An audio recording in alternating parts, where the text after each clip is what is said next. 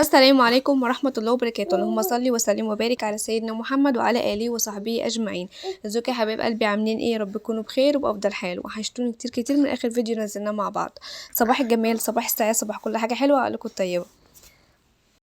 كل سنة وانتم طيبين يا بنات، ويعود عليكم الأيام بخير. النهاردة هنقدم وصفة البيتي فور، سهلة جدا وبسيطة، بتلحقي تعمليها قبل العيد بتزيينات كده وتشكيلات جميلة جدا وبجد مبهجة. ومش يعني محدش هيصدق أصلا ان انت اللي عاملاها في البيت خالص خالص. تعالوا مع بعض كده نشوف المقادير يا بنات. بصوا، انا معايا كيلو من الدقيق، وطبعا زي ما احنا عملنا في البسكوت هنعمل في البيتي فور. انا ما عنديش ميزان، فهضطر ان انا هعاير الكيلو دي بالكوبايه، فانا عايرته طلع معايا 9 كوبايات. تمام، 9 كوبايات من الدقيق، فنصهم سمنة اللي هي 4 كوبايات ونص. تمام، 4 كوبايات ونص. نص السمنة كوبايتين وربع. فهو ده اللي انا عملته، اخدت كوبايتين وربع من السكر البودرة على 4 كوبايات ونص من السمنة. بس حطيت 4 كوبايات من السمنة النباتي ونص كوباية حطيتها من السمنة البلدي. تمام، تديني بس كده طعم في البيتي فور بتاعي.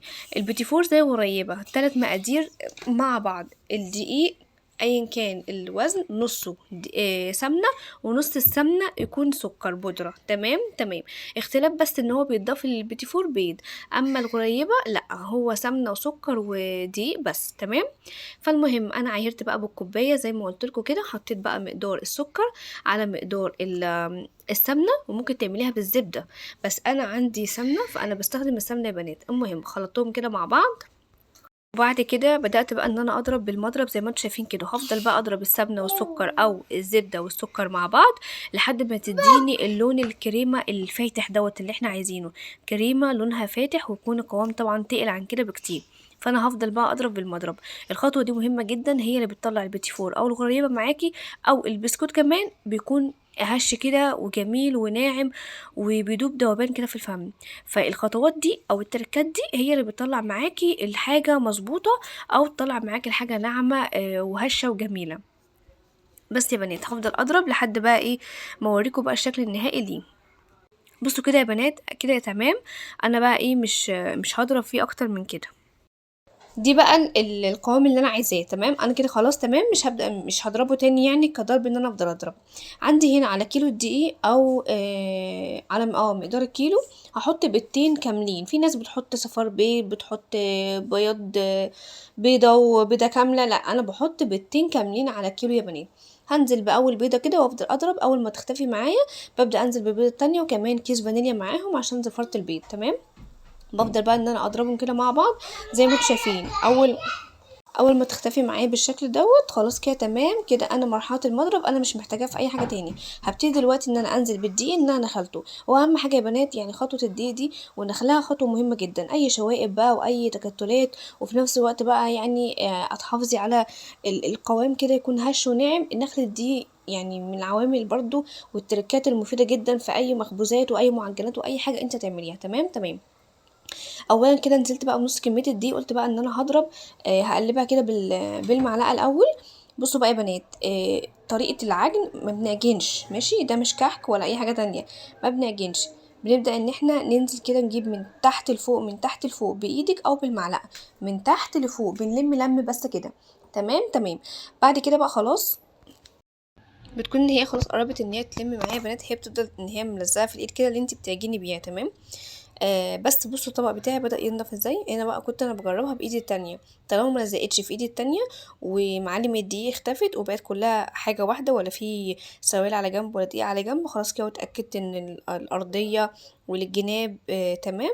خلاص هنا بوريكم شكل القمع، وانا بحط كده العجينة في القمع. انا ما عنديش مكنة بيتي فور، انا بعملها بالقمع اللي هو الكيس الحلواني يا بنات. تمام، بفضل بقى ان شكل النجم اللي هو الواسع الضيق لا مش هينفع فيها. وببدأ ان انا كده ايه اشكلها واحده واحده، بضغط عليها ولحد كده ايه ما تشكل معايا، عشان تسهلي على نفسك. اللي هو يعني بتملي الكيس بس تقسميه على نصين، نص بيبقى العجينه من فوق، ونص بتبقى العجينه صغيره كده من عند الايد، بحيث لما تيجي تحطيها تبقى سهله عليكي في الضغطه، ما تبقاش اللي هي صعبه. بصوا زي ما انتم شايفين، اللهم بارك، ده شكل اللي انا عملته. شكل حلو برضو مقبول وكويس.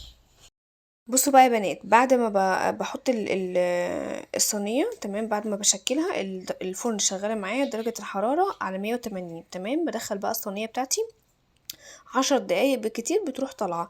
اول ما بتطلع انا ما بمسكهاش كده وبقدر انقلها، لا طبعا بسيبها لما تبرد تماما. بص انا ماسكه الصينيه بايدي مش سخنه.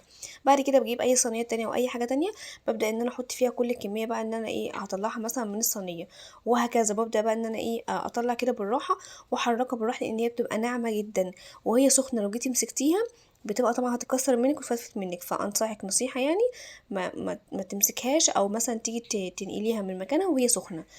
الا مثلا لو انت بس عايز تطمني بس فواحده تخسريها عادي، لكن ان انت كل كميه لا هيبقى صعب جدا وهتتكسر. بالاخص لو انت مثلا هتحطي زي ما انتم شايفين كده ان انا كل صينيه بحط بقى الايه الرقات فوق بعضها. تمام تمام. هنا بقى اللي هما اللي متكسرين مثلا شكلهم معوج مش حلو، بروح انا بقى عيناهم للاولاد يعني بايه بياكلوهم يعني بيبقوا فرحانين والكلام ده. دي بقى كل الكميه طلعت معايا من كيلو، وهنا بقول لكم ده اخر الكيس طلعته. بصوا عايزه اوريكم بقى شكله بتحمص من تحت، لونه ذهبي جميل، مش فاتح قوي او مثلا اللي هو لا. بصوا حتى يعني بصوا هو دايب ازاي، دايب دوبه اهو. بصوا انا بضغط عليها كده بصباعي اللهم بارك، يعني دايبه دوبين. بجد جميله جدا وسهله جدا وبسيطه. هقرب لكم برضو الكاميرا دلوقتي عشان تشوفوا الشكل من قريب. بص شكلها اللهم بارك يعني. متهيألي اللون ده بيبقى الدرجة حلوة يعني معقولة. بس جربوها تعجبك جدا. اما بقى طريقة التزيين دي بتاعتك انتي. انا هنا عندي شوكولاتة بيضة، عندي شوكولاتة دارك، عندي فستق، عندي لوز، فستق دوت مطحون مفروم يعني، ومكسرات بقى لوز وسوداني وعين جمل وبندق وكاجو. كل دوت مفروم مع بعضه برضو. وعندي بندق صحيح وعندي لوز صحيح وعندي جوز هند وعندي فرماسيل الوان، فرماسيل دارك يعني غامق، شوكولاته تمام. كل دوت هبدا بقى ان انا ايه ازينه بالشكل دوت. بحط بقى ما بين الوحدتين شوكولاته كده بقفلها، وبعد كده بغطسها شوكولاته من بره، وبزينها بقى باي حاجه انت عايزه تزينيها. بصوا حتى الشوكولاته اللي من جوه متبقاش كتير. انا بحب ان انا اشكله بالشوكولاته مش بالمربى، لان بالمربى بحس ان هي بتبوش وبتبقى طريه، لكن انا عايزه يبقى محتفظ بطعمه، ميبقاش فيه اختلاف عليه في يعني اي طعم تاني يكون طاغي عليه. بصوا بقى التشكيله دي عملت بقى بال بجوز الهند، بالمكسرات المجروشه، شوكولاته بيضه كده وحط عليها لوزايه، وبعد كده خططت عليها بالشوكولاته دارك. حطيت برضو شوكولاته دارك وعليها بندق، فرماسيل الوان، فرماسيل شوكولاته، شوكولاته بيضه ومغطساها في مكسرات. يعني حبيت ان انا ازين كده بالحاجات اللي موجوده عندي، وزي ما انتم شايفين اللهم بارك ده شكلها. اتمنى الوصفه تعجبكم، وكل سنه وانتم طيبين، والسلام عليكم.